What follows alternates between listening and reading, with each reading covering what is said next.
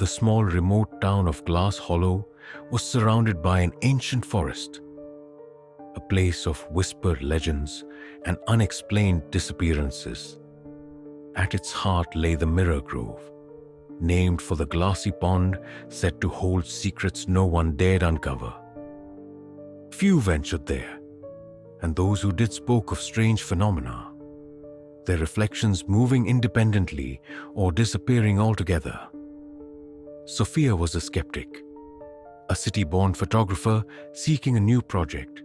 She had arrived in Glass Hollow in search of inspiration. The townspeople warned her against the forest, but Sophia's curiosity only deepened.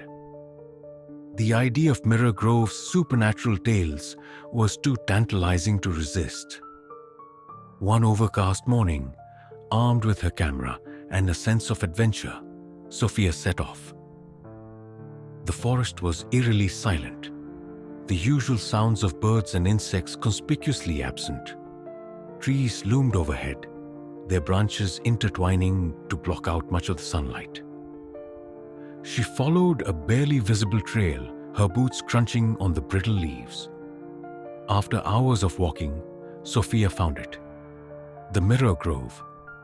The pond was unnaturally still, its surface so reflective it seemed like a polished sheet of glass.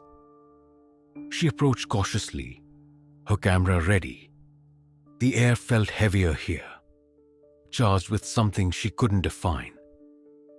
She snapped a few photos of the grove and the pond, marveling at how clear her reflection appeared in the water. But as she lowered the camera, her reflection lingered, staring back at her with an intensity that made her step back. "What the?" she whispered, her voice swallowed by the oppressive silence.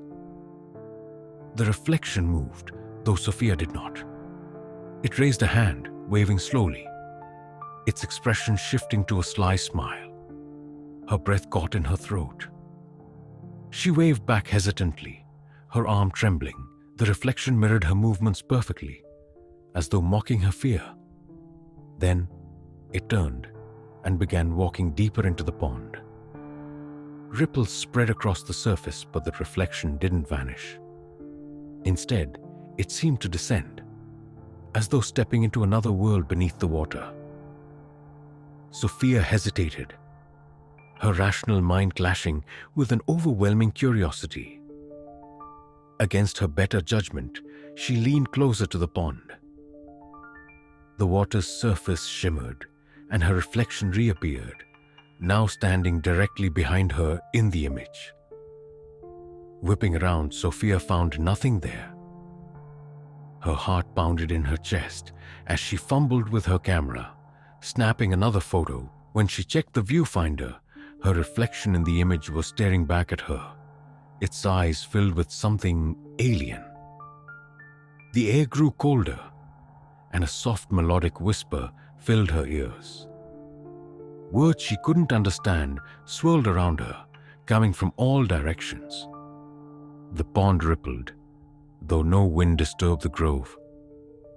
Her reflection began to change, its features twisting into something grotesque and unfamiliar. Sophia's instinct screamed for her to leave, but her feet felt rooted to the ground. The reflection in the water clawed at the surface as if trying to break through. The whispers grew louder, forming a chorus of voices, urging her to join us. Summoning her courage, Sophia grabbed a stone from the ground and hurled it at the pond. The water erupted in a cascade of ripples, shattering the reflection. The voices ceased abruptly, and the air felt lighter. Sophia turned and ran, the forest blurring around her. She didn't stop until she burst into the clearing near her rented cabin.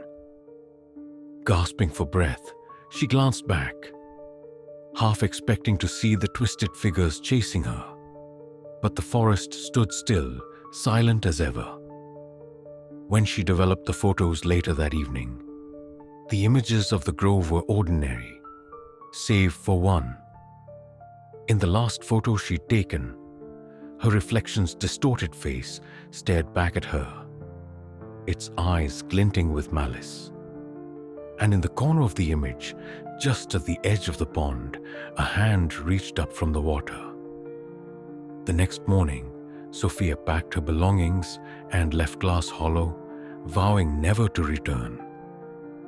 Yet, no matter where she went, she felt the weight of unseen eyes watching her, and her own reflection in mirrors and windows seemed just a fraction slower than it should be. She couldn't help but wonder, had she left the grove, or had something from the grove followed her?